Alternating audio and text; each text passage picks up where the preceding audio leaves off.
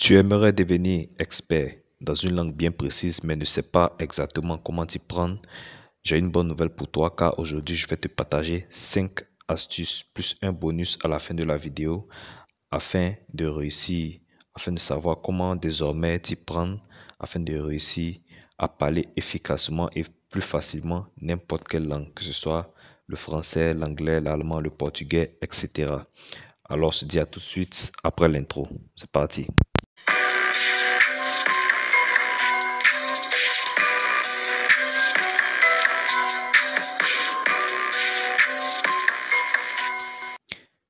Salut, moi c'est Rudy. Alors, bienvenue sur la chaîne et si tu es nouveau ici, sache qu'ici on parle du Learn Languages Online qui veut dire apprendre les langues en ligne.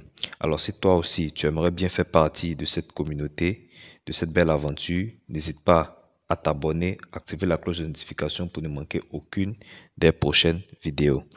C'est parti pour la première astuce. Alors, le premier conseil que je peux donner ici, la première astuce que je peux donner ici afin de parler n'importe quelle langue que vous désirez, c'est de tout d'abord oser approcher des personnes qui sont déjà expérimentées dans le domaine. Alors, qu'est-ce que ça veut dire? Oser approcher déjà des personnes qui sont déjà expérimentées dans ce milieu-là. C'est nécessaire parce que ce genre de personnes vous aideront plus facilement à vous améliorer. Si vous voulez par exemple apprendre une langue telle que l'anglais ou le portugais, l'espagnol, peu importe, ces personnes déjà expérimentées dans ce milieu vous faciliteront la tâche parce que non seulement ils seront à votre disposition et vous allez mettre leur travail en valeur et ils auront plus de plaisir à le faire et vous allez profiter tous les deux. Ça veut dire quoi? Si vous approchez quelqu'un pour une main-d'œuvre, quelqu'un qui s'y connaît vraiment à ce que vous lui demandez, cette personne aura du plaisir à le faire pour vous. Vous allez profiter, si vous êtes sérieux, bien évidemment, vous allez certainement prendre du plaisir et au fil du temps, au fur et à mesure que le temps passera, vous allez progresser plus longtemps que possible, vous allez progresser plus facilement et tout sera dans l'ordre. C'est ainsi qu'il est nécessaire de tout d'abord approcher des personnes qui s'y connaissent déjà. C'est ainsi que vous allez facilement réussir. Ensuite, la deuxième astuce que je peux donner ici, c'est de mettre en pratique ce que vous avez appris de la personne en question. C'est-à-dire, si vous avez voulu apprendre l'espagnol, par exemple, vous avez approché quelqu'un, un expert en espagnol, afin qu'il vous forme, vous booste, il booste vos capacités à apprendre cette langue, l'espagnol ou l'anglais, peu importe.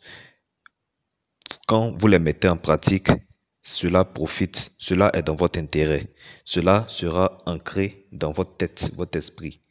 Quand vous allez mettre en pratique les conseils et les meilleurs plans que ce dernier vous aura donné, cela restera parce que vous avez pris la peine de mettre en pratique ce qu'il a donné, ce qu'il a dit de faire. C'est ainsi qu'il est nécessaire de toujours mettre en pratique, car si vous ne le faites pas, vous allez certainement oublier. Et si vous oubliez, vous allez retourner, vous allez recommencer à zéro, vous allez retourner à la case départ. Et je ne pense pas que cela soit agréable pour vous. Je ne pense pas que cela soit agréable que vous payiez quelqu'un des centaines de mille ou des millions pour apprendre quelque chose, que ce soit l'anglais, que ce soit une autre formation dans l'informatique ou la menuiserie, peu importe. Je ne pense pas que vous souhaitez payer quelqu'un de l'argent et vous ne mettez pas en pratique ce que ce dernier vous donne, ce que ce dernier vous enseigne et finalement retenir à la case départ. Autant mieux fallait rester à la maison, à ne rien faire, c'est tout. Donc voilà, mettez en pratique ce que ce dernier vous donne, ce que cette personne vous dit. C'est ainsi que vous allez réussir dans le domaine que vous désirez tant. C'est comme ça. La troisième astuce que je peux donner ici, ça c'est aussi très important. Ne surtout pas avoir peur de faire des erreurs. Alors, pourquoi il ne faut pas avoir peur de faire des erreurs? Parce que faire des erreurs, normalement, c'est nécessaire. C'est un mal nécessaire. Faire des erreurs, ce n'est pas bon, mais c'est nécessaire dans ce cas. Il est nécessaire de faire des erreurs car c'est grâce à ces erreurs que vous allez apprendre. C'est grâce à ces erreurs que vous allez corriger un certain nombre de choses. C'est grâce à ces erreurs que vous allez comprendre ce qu'il faut faire ici ou ce qu'il ne faut pas faire là. C'est comme ça. Beaucoup de personnes, malheureusement, ont peur de faire des erreurs lorsqu'ils veulent, par exemple, prononcer un mot. Ils veulent, par exemple, faire une phrase dans une langue qu'ils sont en train d'apprendre à cause du regard des autres. Disant, si je dis ça et que c'est pas ça, les autres vont me juger, les autres vont se moquer de moi, etc. Non, ça, ce ne sont que des excuses. Si vous cherchez des excuses, vous allez en trouver partout où vous voulez. Alors, si vous voulez réussir, que ce soit dans l'apprentissage d'une langue, dans l'apprentissage de quelque chose, même dans la vie, si vous avez peur de faire des erreurs, vous allez toujours rester derrière, car c'est la place des nullards. Et si vous voulez rester derrière, je ne pense pas que si tu es en train de regarder cette vidéo, je ne pense pas que toi aussi, tu veux rester derrière. Tu veux apprendre, tu veux t'améliorer, peu importe le domaine dans lequel tu es. N'aie pas peur de faire des erreurs. Frérot, sœurette, c'est nécessaire de faire des erreurs dans la vie, oui. Et la quatrième astuce que je donne ici, c'est d'écouter davantage des musiques dans la dite langue. Si vous êtes en train d'apprendre une langue spécifique telle que l'anglais ou soit l'espagnol, peu importe la langue que vous apprenez, écoutez des musiques dans cette langue précise. Parce que en écoutant ce type de musique dans la langue que vous êtes en train d'apprendre, cela va booster votre listening, va améliorer la capacité de votre réflexion, la capacité de votre écoute à enregistrer les mots.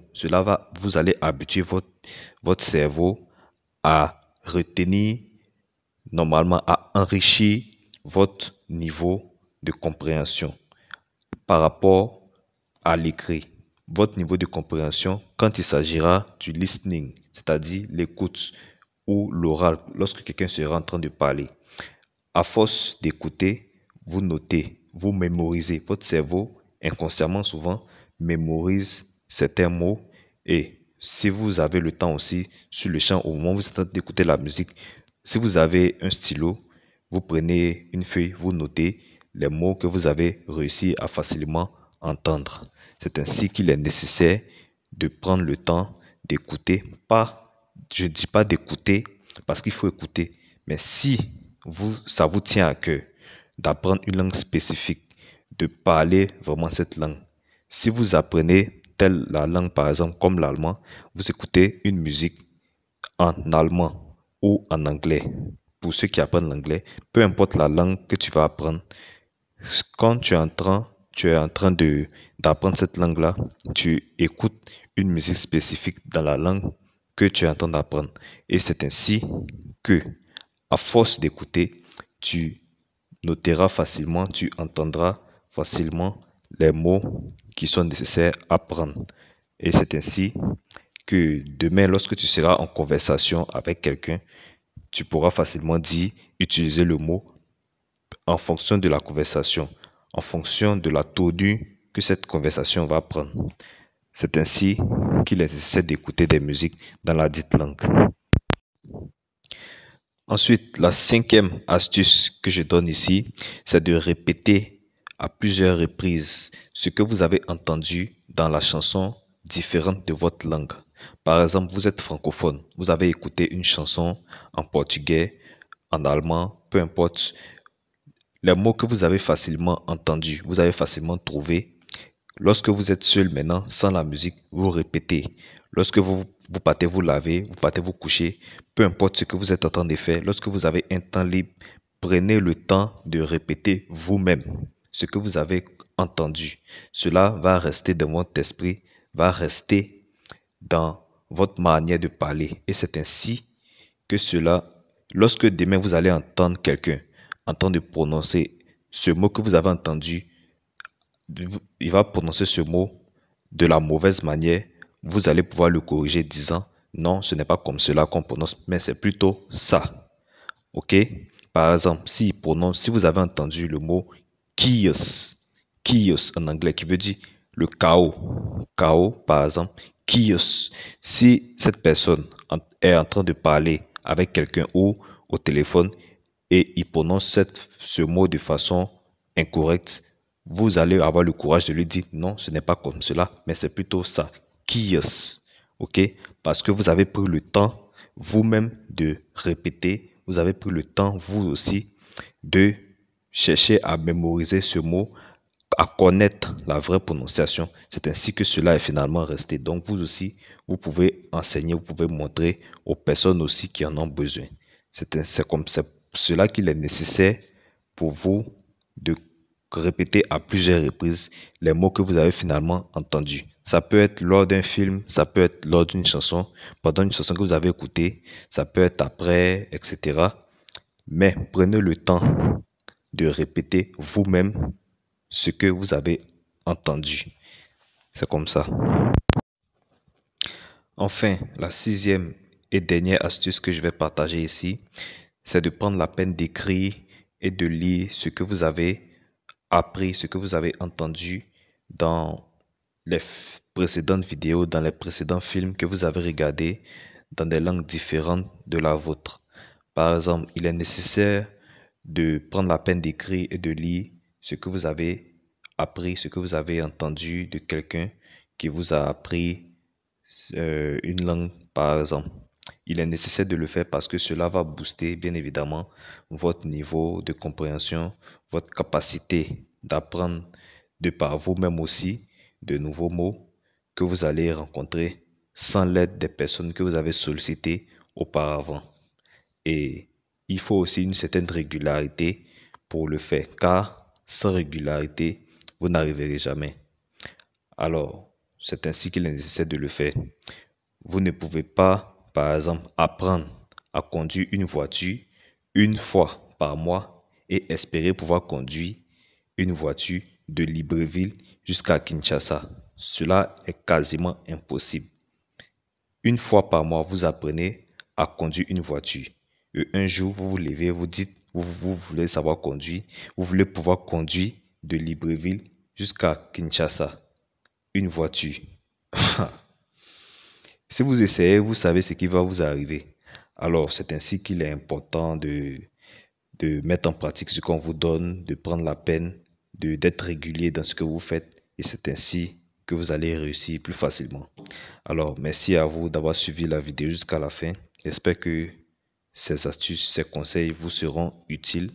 Alors, si vous avez aimé la vidéo, n'hésitez pas à liker, à vous abonner, à activer la cloche de notification et aussi à partager la vidéo à des personnes qui en ont besoin. Vous avez par exemple des personnes qui veulent apprendre des langues mais qui ne savent pas qu'est-ce qu'il faut faire vraiment pour y arriver. Partagez-leur cette vidéo. Cela va certainement les aider. Alors, on se dit à très vite pour une nouvelle vidéo. Au revoir.